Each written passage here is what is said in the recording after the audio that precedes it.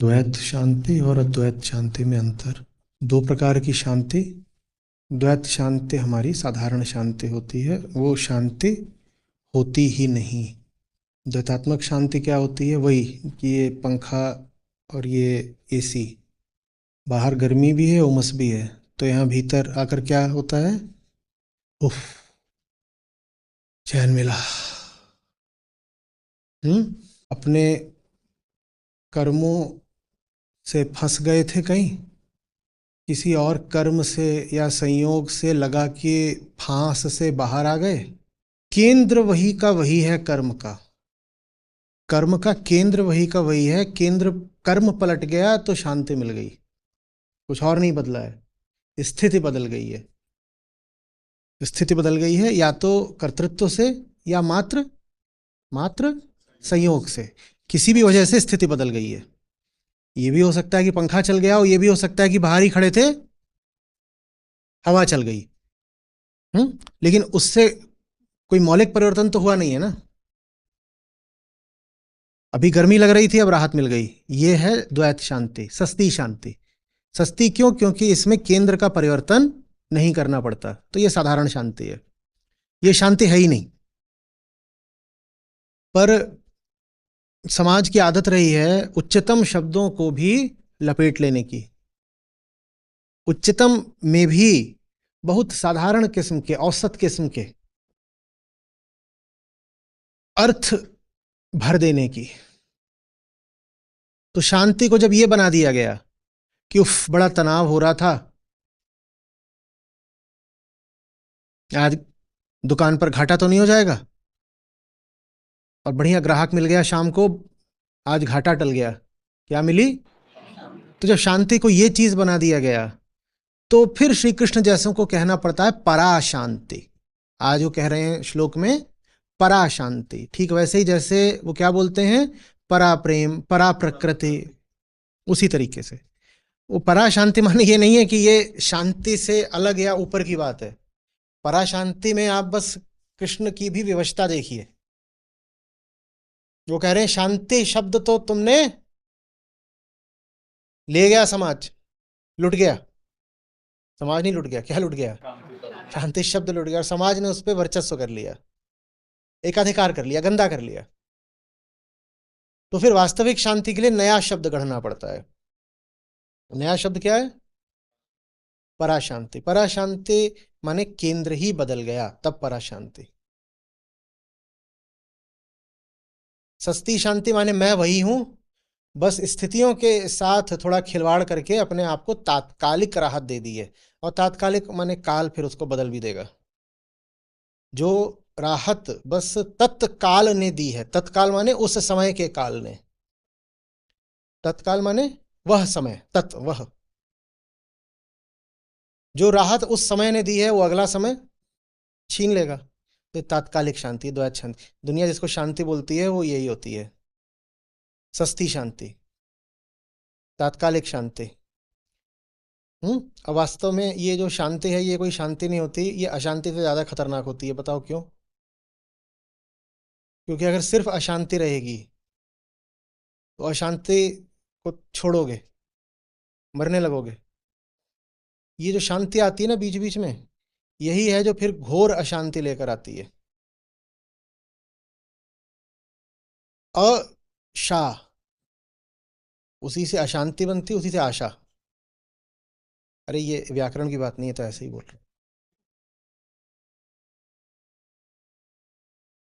पर मतलब समझिए, ये जो बीच बीच में मिल जाती है ना सतही शांति, यही आपको आशा दे देती है कि ऐसी चीज मेरे साथ दोबारा हो सकती है। एक बार तुक्के से शांति मिल गई,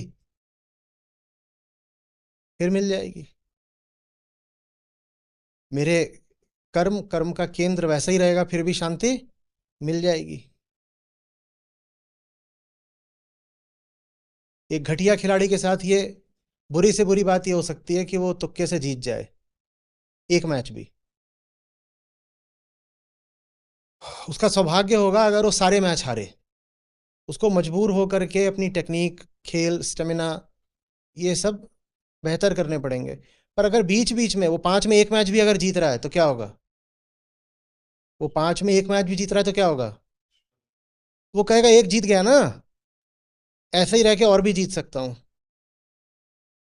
मैं एक खिलाड़ी को जानता हूं, वो अपनी नजर में नाडाल है, और जबरदस्त झन्नाटेदार वो शॉट मारता है। मुझे बस ये करना होता है कि जब वो ऐसा जबरदस्त शॉट मार दे तो मैं तारीफ कर दूं। वो आधा दर्जन वैसे और मारता है, सबके सब नेट में। हम्म। मैं इंतजार करता हूं कि इसका एक नडाल वाला शॉट पड़ जाए और मैं जोर से रैकेट ऐसे उठा के तारीफ कर दूं। और ये उसके साथ बुरी से बुरी चीज होती है कि उसका एक ऐसा विनर पड़ जाता है। हर मैच में ऐसे एक दो पड़ जाते हैं।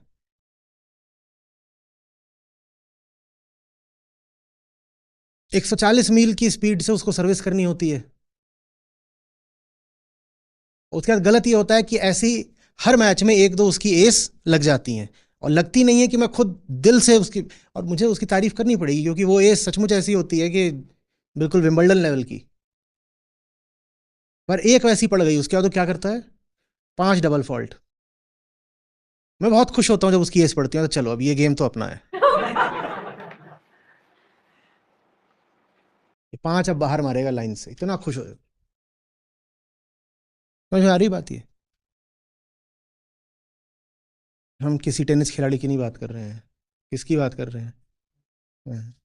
आपकी समस्या ये है कि आप बीच बीच में सुख शांति सफलता पा जाते हो, ये आपकी सबसे बड़ी समस्या है। इससे बड़ी आपकी नहीं समस्या है। आपके लिए तो कोई प्रार्थना यही कर सकता है कि आपको घोर असफलता, घोर अशांति, घोर दुख मिले, तभी आपका केंद्र चिटकेगा। वरना आप यही जो बीच बीच में तात्कालिक थोड़ी बहुत आपको सफलता शांति मिल जाती है, आप इसी को आसरा बना के, इसी को ढाल बना करके आप जैसे हो वैसे ही बने रहते हो। माया, हमने कहा था, सिर्फ दुख नहीं देती, माया सुख भी देती है। और चूंकि माया सुख देती है, इसीलिए फिर वो दुख देने का बड़ा अधिकार पा जाती है। आपको जिनसे भी दुख होगा जिंदगी में, आपको सुख भी उन्होंने ही दिया होगा, और वो थोड़ा सा सुख देके उन्होंने आपको भारी दुख देने का अधिकार पा लिया। होता है कि नहीं होता? शांति और पराशांति मतलब समझ गए? शांति माने हमारी वाली शांति। कैसी शांति? हाँ वही।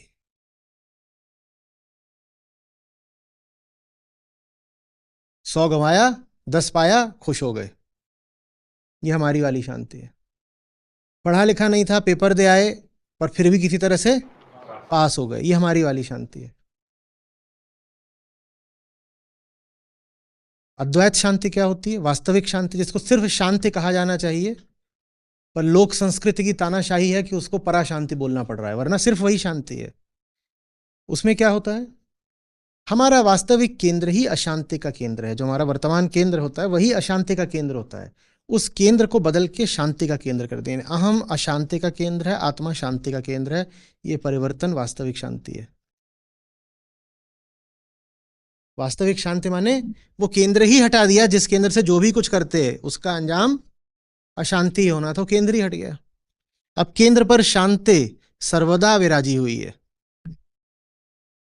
कुछ होता रहे, केंद्र पे शांति रहेगी। जब केंद्र पे शांति होती है तो फिर बाहर शांति चाहिए नहीं,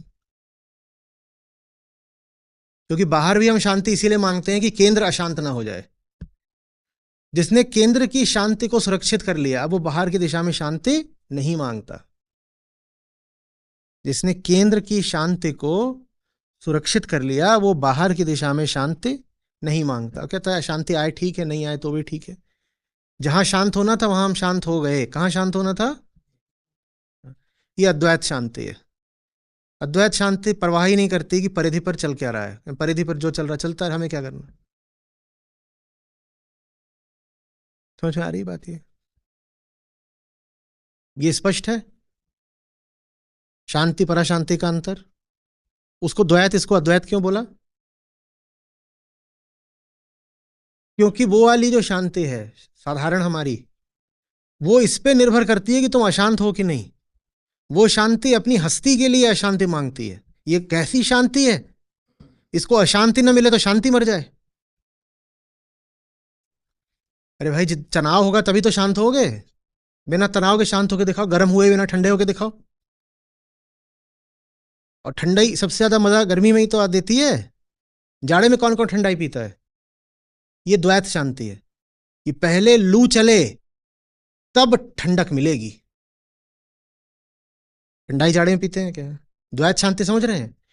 वो नेसेसिटेट करती है, वो खुराक मांगती है, वो शर्त रखती है, अनिवार्य करती है कि पहले अशांति होनी चाहिए। गर्मी हो तभी आइसक्रीम में मजा आता है, तनाव हो तभी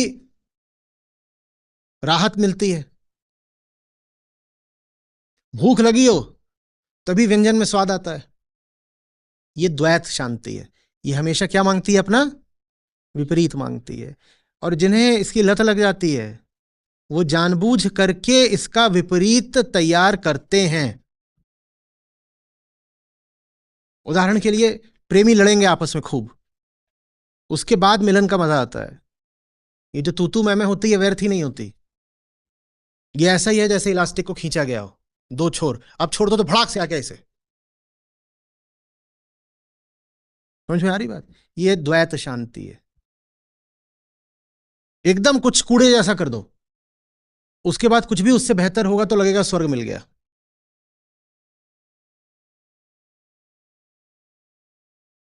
2 साल फेल हो जाओ, तीसरे साल 40% से भी पास हो गए तो शहनाई बजेगी। ये द्वैत शांति है। ये अपने होने के लिए अशांति मांगती है।